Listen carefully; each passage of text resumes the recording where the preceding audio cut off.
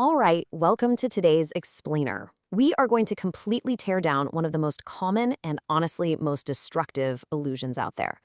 I'm talking about the myth of the perfect moment. Look, we've all been there, right? You sit down to fire off a crucial email, and suddenly you're spending an hour tweaking a single comma. Or you hold off on launching a new project just because the branding isn't, absolutely flawless yet. We love to tell ourselves we're just being strategic or careful or prepping thoroughly. But let's be real, it's usually just a psychological comfort blanket. We are stalling and we're dressing it up as preparation. So today, we're going to look at some wild research and historical examples that prove exactly why taking action, even when it's messy, flawed, and totally imperfect, is the absolute imperative for success. Think about this for a second. What if waiting for the perfect moment is exactly the thing that guarantees you miss? It's kind of a heavy thought, right? And it totally goes against our natural instincts. Our brains are literally hardwired to keep us safe. Evolutionarily speaking, stepping out before you're 100% sure of what's out there, that could mean disaster. So the amygdala fires up, screaming at us to avoid looking foolish or failing in public. Waiting until we feel completely ready feels incredibly safe. But here's the reality check. In today's insanely fast-paced world, that safety is a complete illusion. That gut instinct to wait is actually working entirely against us. It's keeping us comfortably sidelined while all the real opportunities just blast right past us. And we actually have the hard data to back this up. Piers Steele, he's a leading expert on the science of procrastination, highlights a really fascinating dynamic. He found that people delay the most when they overthink outcomes, chasing flawless prep instead of just doing the work. And honestly, we see this constantly, don't we? Endless meetings just to discuss the plan for the next meeting, over-researching every little variable until you hit total analysis paralysis. We disguise this procrastination as having perfect aim. We tell ourselves, oh, I'm just getting my ducks in a row. But usually, that desire for a perfect outcome is just a mask. It's a mask hiding the fear of missing the mark, the fear of failing, or, let's be honest, the fear of just looking completely dumb in front of everybody. Okay, let's dive into this. Section 1, the trap of perfect aim. Let's expose this seductive little stall tactic for what it really is. See, we so often treat our goals like we're on this highly controlled sniper mission. We sit in a quiet, sterile room. We wait for the wind to die down. We wait for the target to stop moving. We steady our breathing. And we wait for the aim to be dead center before we finally decide, okay, I'll take the shot. But guys, life isn't a quiet sniper mission. Life, and especially the modern market, is way more like a chaotic bar fight. It is incredibly messy. The conditions are literally never ideal. It's all about real-world action. That means you're going to swing, you're going to miss, but crucially, you are going to learn and you're going to keep swinging. Out there in the unpredictable noise of the real world, momentum and adaptability, they will always beat inertia. Always. Let's think about it like this. Imagine a brilliantly talented guitarist. They sit in their bedroom day after day, year after year, just endlessly running through their scales. They're absolutely determined to wait until their technique is flawless before they ever book a gig. Well, what happens? The stage stays completely empty. Their pursuit of perfect aim sounds super noble on paper, but the result is absolute zero impact. And it gets worse. Because they're playing to an empty room, there's absolutely no feedback loop.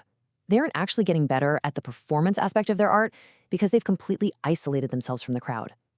They are entirely missing the point of the music, which is to play it for actual people, dropped chords, mistakes, and all. So, how do we fix this? That brings us to Section 2, the science of action.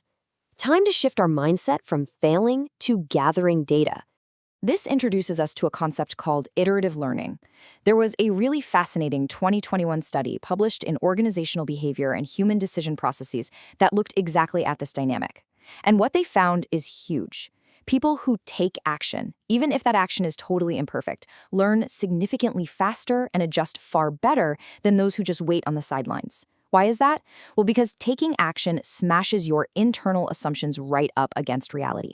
Theoretical knowledge, it degrades over time. You forget the abstract stuff. But applied iterative knowledge, that compounds. The exact second you act, you are generating real-world feedback. And that makes action literally the absolute fastest mechanism we have for learning. Think of this iteration cycle in 4 simple steps. 1, take the shot. 2, miss. 3, gather data. And 4, adjust. Now, we have been conditioned our entire lives to view step 2, the miss, as this massive blow to our ego, right? Like it's a catastrophic failure we need to avoid at all costs. But it's not. We need to reframe it. Missing is just a scientific sensor gathering environmental data. When you take the shot and miss, you learn the wind direction, you learn the distance, you even learn about your own physical shake and how your nerves handle the pressure. Going back to our guitarist, when they play a sloppy open mic night, they learn how to read a room. They learn how to recover from a mistake without panicking. Those are vital data points that no amount of bedroom practice could ever teach you. Which brings us to the champion equation. Section 3, talent, timing, and luck. Let's see how imperfect action is the exact catalyst for all three of these. Let's break down these three major variables real quick. First up, talent. Look, you might have immense, generational skill, but it is entirely useless if it remains untested. Aiming forever just wastes talent, whereas playing off-key in public actually sharpens it. Second is timing. Waiting for that magical, elusive right moment usually just guarantees you miss the window entirely. Think about Jimi Hendrix. He didn't wait until he had some perfectly polished, stadium-ready set with flawless pyrotechnics. No, he jammed in tiny, divey clubs, playing to like 5 people who barely even cared he was there. But that grit, that total willingness to be imperfect in public, is exactly where he got spotted. And finally, luck. You cannot control when the stars will align, obviously. But here's the kicker. Taking the shot puts you on the field. Luck heavily favors the bold. It has absolutely zero interest in bench warmers. And this brilliantly illustrates our next point. Section 4, Masters of Imperfect Action. Let's look at the raw numbers behind some absolute legends. 9,000. Just let that number sink in for a second. Michael Jordan, arguably the greatest basketball player to ever walk the earth, missed over 9,000 shots in his career. He didn't just stand there holding the ball, stalling, waiting for the defensive pressure to miraculously vanish. He didn't wait for the perfect, unimpeded angle to the hoop. He just took the shot. And he missed. 9,000 times. He completely embraced the massive volume of failure required to actually become great. But, and this is the wildly important part, because he was willing to take those 9,000 missed shots, we also get this number, 26. That is 26 massive game-winning shots. He trusted his muscle memory. And remember, that's the very same muscle memory built through that real-world iterative learning cycle we were just talking about. He executed under insane pressure, and he yielded historic results entirely because he was willing to miss the other 9,000 times. Or how about the art world? Pablo Picasso churned out an estimated 50,000 artworks in his lifetime. 50,000. If you do the math on that, it's roughly 2 pieces of art every single day of his adult life. Now, let's be brutally honest here. A lot of those were completely unmemorable duds. They definitely weren't all masterpieces. But it was exactly that staggering, relentless, daily volume of imperfect action that allowed his true masterpieces to eventually emerge. It's like we said, you do not hit the bullseye by just staring endlessly at your bow. All right, let's bring this all home. Section 5, Building Your Legacy Now. How does this apply directly to you? Check this out. A 2016 Harvard Business Review study tracking entrepreneurs revealed a pretty stark contrast in how success is actually built. And the results? They are incredibly clear. The perfectionists, the ones who stayed hidden in the lab, waiting to flawlessly polish their product before releasing it to the world, they were consistently beaten to the market. But the good enough launchers, the ones who literally launched imperfectly, they won. Why? Because they captured market share early. They got their product into the hands of real people, gathered that vital real-world iterative data, and then they pivoted based on actual user feedback, all while the perfectionists were still stuck having endless internal meetings. When it comes down to it, imperfect action definitively trumps perfect planning, every time.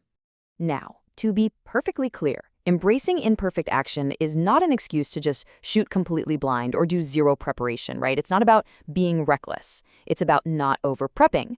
Think back to our earlier example. A beginner guitarist who knows exactly 3 chords, but actually gets up on stage at a crowded bar and completely commits to the performance, they will always beat the virtuoso who never plugs their amp in.